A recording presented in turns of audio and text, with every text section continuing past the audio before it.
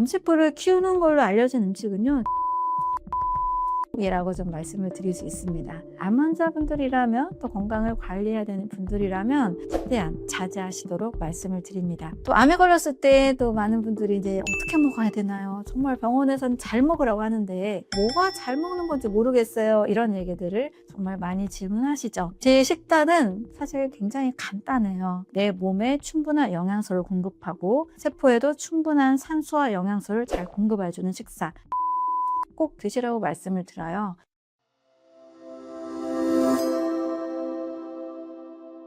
네, 안녕하세요. 저는 건강한 식사법과 생활습관을 안내하는 안전해독 연구소의 류은경입니다. 반갑습니다. 암세포를 키우는 걸로 알려진 음식은요, 붉은색 고기, 가공육, 그리고 가공식품이라고 좀 말씀을 드릴 수 있습니다. 사실 세계보건기구에서도 1군 발암물질로 가공육을 선택을 했고요. 또 붉은색 고기 섭취도 줄이라고 방향을 잡았죠. 암세포가 이 붉은색 고기를 먹고 더 커질 수 있는 위험성이 있기 때문에 금지하고 있습니다. 가공식품의 경우에는 당연히 염증 물질을 더 만들기 때문에 암세포는 염증에서 시작했다는 것을 꼭 기억을 해주시고요. 우유에도 베타락토글루불린이라는 염증 물질들이 있어요. 또 암세포에게 좋지 않은 영향을 끼치기 때문에 우유와 유제품 섭취도 금지하고 있습니다. 또 정제당분 당연히 좋지 않습니다. 암세포가 정제된 포도당을 먹고 자란다는 이야기가 있죠. 포도당을 너무 많이 생각을 하는데 저는 정제된 포도당이라고 딱 잡아서 말씀을 드려요. 요즘 굉장히 유행하고 있는 두바이 쫀득 쿠키가 있잖아요. 저도 이게 도대체 무슨 맛일까 궁금해서 먹어봤는데 두바이 쫀득 쿠키는 한마디로 초가공식품이라고 할 수가 있습니다. 정제된 당분, 그리고 정제된 지방들, 그리고 다양한 첨가물, 색소, 보존제, 유통제들이 들어있는 것을 초가공식품이라고 합니다. 정말 건강하신 분들이 아주 가끔 기호식품으로 드시면 큰 문제가 없겠지만 암 환자분들이라면, 또 건강을 관리해야 되는 분들이라면 최대한 자제하시도록 말씀을 드립니다.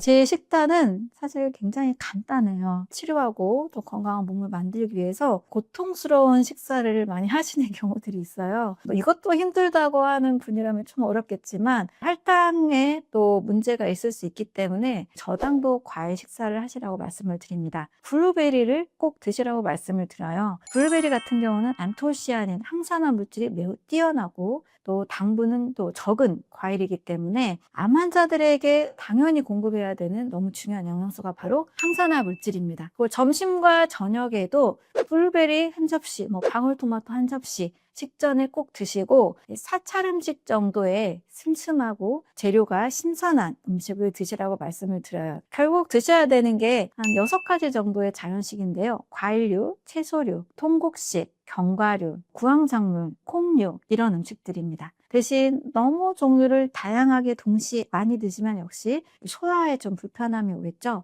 그래서 너무 생채소를 드시면 가스가 차고 힘들다 이런 분들의 경우는 익힌 채소를 드시라고 말씀을 드립니다. 특히 익힌 채소 중에서도 양배추나 브로콜리, 케일 같은 십자가 채소를 꼭 잘 챙겨 드시고요. 단백질을 위해서도 두부나 낫또, 청국장 같은 식물성 단백질을 먼저 챙겨 드시고, 몸이 그래도 좀 괜찮은 분들은 달걀 섭취나 대구나 명태, 가자미나 전복, 문어 같은 이런 흰살 위주의 생선들도 조금씩 드시라고 말씀을 드립니다. 암이 왜 걸렸을까요? 많이 질문하시고요. 어떻게 먹어야 되나요?를 굉장히 많이 질문하십니다. 암이 왜 걸렸어요? 라는 질문에 대해서는 암세포의 특징을 제가 잘 설명을 드립니다. 건강한 몸의 환경, 신진대사가 잘 되는 환경, 자율신경이 잘 균형 잡힌 환경에서는 사실 잘 생기지 않아요. 암세포는 2가지 특징을 가지고 있는데 일반 세포와 다른 무산소 호흡을 하는 대사를 하고 있고요. 그리고 미토콘드리아의 기능이 심각하게 문제가 생긴 상태로 발견이 됩니다. 발암물질의 환경들이나 잘못된 음식, 식사법, 운동 부족, 미토콘드리아가 손상되는 여러 환경들도 말씀을 드리지만 더 많은 분들은 하나의 음식보다는 스트레스에서 많이 옵니다. 자율신경의 불균형을 가져오거든요. 지나치게 열심히 살고 완벽하게 살고 너무 긴장된 삶을 오래 사셨던 분들의 경우는 교감신경이 항진돼 있거든요. 면역세포 중에 암세포를 제거하는 부교감신경이 떨어진 상태에서 많은 분들이 암에 걸리게 됩니다. 또 암에 걸렸을 때 또 많은 분들이 이제 어떻게 먹어야 되나요? 정말 병원에서는 잘 먹으라고 하는데 항암 치료 받으려면 체력이 너무 중요하잖아요. 뭐가 잘 먹는 건지 모르겠어요. 이런 얘기들을 정말 많이 질문하시죠. 잘 먹으라는 말 때문에 비싼 보양식, 단백질류, 고기 섭취를 하기도 하시고 너무 고가의 비싼 버섯류들, 건강기능식품 이런 것들을 드셔야 되는 걸로 알고 계신 분들도 많이 계십니다. 하지만 저는 비싼 이런 음식이 아니고요. 내 몸에 건강한 신진대사, 특히 세포에 꼭 필요한 영양소를 잘 섭취하고 불필요한 것들을 잘 내보내는 해독의 원리를 말씀을 드립니다. 그래서 제가 이제 강조하는 식사법이 영양과 해독의 원리를 담은 식사예요. 내 몸에 충분한 영양소를 공급하고 세포에도 충분한 산소와 영양소를 잘 공급해주는 식사. 이것을 첫 번째 가장 중요하게 보고요. 두 번째는 자율신경의 균형입니다. 스트레스에서 암이 왔다라고 스스로 인정하는 분들도 꽤 많으세요. 이런 분들은 내 마음을 어떻게 하면 더 편안하게 만들 수 있는지 마음 공부를 좀 하셔야 되고요. 자율신경의 균형, 이것을 꼭 목표로 하시는 것이 필요합니다.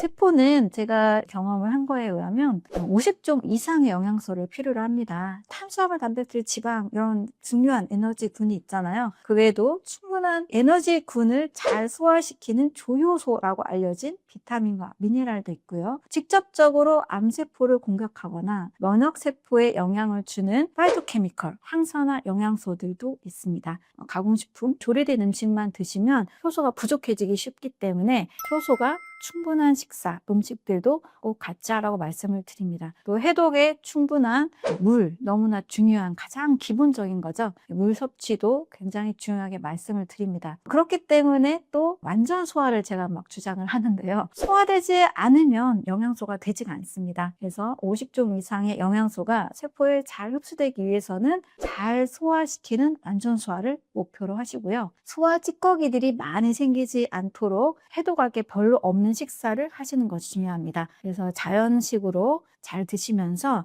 해독을 잘 하시면 됩니다. 암 환자분들은 정말 암 자체에만 많이 집중을 하고 계세요. 병원에서도 암에 집중하는 것이 현실입니다. 그래서 암을 어떻게 하면 제거하고 뿌리 뽑고 없애려고 하는 게 치료의 목적이잖아요. 저는 직접적으로 치료하는 의사가 아니기 때문에 암이 생기지 않는 몸의 환경, 암이 사라지는 환경, 그러기 위해서는 정상세포를 건강하게 분열하는 것, 이것을 말씀을 드립니다. 암을 많은 분들이 가족력 때문이라고 알고 계시죠? 엄마 쪽, 아빠 쪽, 할아버지, 할머니 쪽. 이 가족력이 있기 때문에 암 발생 위험이 높다라고 믿고 계신 분들이 계세요. 저는 암을 두 가지로 정리해 드립니다. 유전질환이 아니라 대사질환이다. 또 국소질환이 아니라 전신질환이다. 유전질환이 아니고 대사질환인 이유는요. 암을 발생시키는 유전자가 특정되지 않았습니다. 600만 종 이상의 유전자가 암세포에서 나왔는데 이렇게 많다라는 것은 암이 생긴 뒤에 DNA의 유전자가 바뀌어졌기 때문에 이것은 암세포라는 그 특징을 내포하고 있는 거지, 이런 유전자가 있어서 암이 걸린다, 이것은 아니라는 겁니다. 아까도 말씀드렸지만 암은 대사질환이다라는 것은요, 사실 1930년대부터 오토 바르부르크라는 사람에 의해서 정상세포에 산소만 공급하지 않아도 암세포로 바뀐다는 것을 확인을 한 바 있습니다. 만약에 특정 유전자가 암을 만들었다면 표적항암제가 개발이 됐잖아요. 이 표적항암제에서 암이 없어져야 맞아요. 그런데 어때요? 내성이 생기고 또 다른 항암제로 또 바꾸고 더 이상 쓸 항암제가 없어서 용기와 희망을 잃는 암 환자분들이 너무 많이 계신 것이 현실입니다. 그래서 암은 유전질환이 아니고요. 비슷한 생활습관, 비슷한 식사, 음식 때문에 그 가족의 분위기 때문에 암이 걸릴 수는 있으나 하나의 어떤 유전자가 암의 원인이다라고 특정하진 않습니다. 그래서 생활습관을 바꾸는 것이 가장 암에 있어서 중요한 핵심이라고 볼 수가 있습니다. 또 하나는 암은 이제 국소질환이 아니고 전신질환이다. 자, 이것을 증명하는 것이 바로 전이와 재발이죠. 많은 암 환자들이 가장 두려워하는 것은 다시 전이되고 재발되는 것을 두려워합니다. 암 환자의 사망률의 90%는 전이 재발암 때문에 생기는 거죠. 이 전이 재발이 된다는 것은 한 종류의 암을 제거했다고 해서 싹 사라진 게 아니라 언제든지 이 암의 씨앗이 전신에 퍼질 수 있다라는 위험성을 내포하고 있는 거죠. 우리 몸은요, 암이 생기는 환경이 됐기 때문에 암이 생기는 거지, 건강한 몸의 환경에서는 사실 암이 생길 이유가 없습니다. 충분한 산소, 충분한 영양소, 자율신경계의 균형, 이런 것들이 잘 준비가 되면 암이 생기지 않는 거죠. 많은 분들이 암에 걸리기 전에 굉장히 피곤했다라고 말씀하십니다. 또 잠을 많이 못 자고 스트레스를 많이 받았다라고 이야기를 하세요. 이 전조 증상을 잡을 때 암까지 심각하게 가지 않습니다. 특히 이제 피곤한 이유는요, 몸에 염증이 많은 경우에 또 다른 피로를 가져옵니다. 내 몸은요, 항상 살려는 반응을 해요. 근데 내 몸에 독소가 많이 들어오다 보니까 염증을 일으켜서 이걸 제거하려고 합니다. 문제는 이 염증이 만성적으로 오래됐을 때 문제가 되죠. 만성염증, 특히 몸속에서 일어나는 미세한 염증들은 혹을 만들 수 있고요. 이 혹이 바로 암이 되기도 합니다. 또 암에 걸리기 전에 면역력이 같이 떨어졌다라는 이야기도 하십니다. 구내염 같은 거, 입안에 수포 같은 거 생기잖아요. 손에, 몸에 혹이나 어떤 상처들이 잘 나고 잘 낫지 않는다든지 이런 증상들을 보입니다. 이런 요소들이 먼저 나타나고 암까지 가게 되는 거죠. 특히 저에게 오시는 분들 중에 많은 분들이 스트레스가 극도로 심했다라고 이야기하세요. 사업에서 큰 실패를 했다거나 누군가에게 큰 어떤 배신을 당했다거나 지속적으로 불안하고 긴장된 상태, 어떤 억눌린 감정들이 오래 지속될 때 암으로 가는 분들이 많습니다. 우리나라 분들은 90% 이상 정도가 스트레스로 인해서 온다, 억눌린 감정에서 온다. 특히 이 갈등이라는 요소가 계속 내 삶의 환경에 오래 있을 때는 교감신경과 부교감신경의 균형이 완전히 깨지게 됩니다. 독일의 릴케 게르트 하머라는 박사님은요, 모든 암 환자들이 갈등 요소를 심하게 가지고 있었다라고 이야기를 하세요. 그래서 갈등을 먼저 치료합니다. 갈등을 치료하면서 다른 것들을 같이 접근했을 때 암 환자들이 전이 재발암까지도 겪지 않으면서 회복되는 경우들을 많이 보게 됐다라는 연구 결과들도 있습니다. 일단 몸에서는 염증이 오래되고 피곤한 상태, 소화도 잘 안 되고 또 잠을 자지 못하는 불면증이 심한 상태, 이런 요소들을 공통적으로 가지고 계십니다.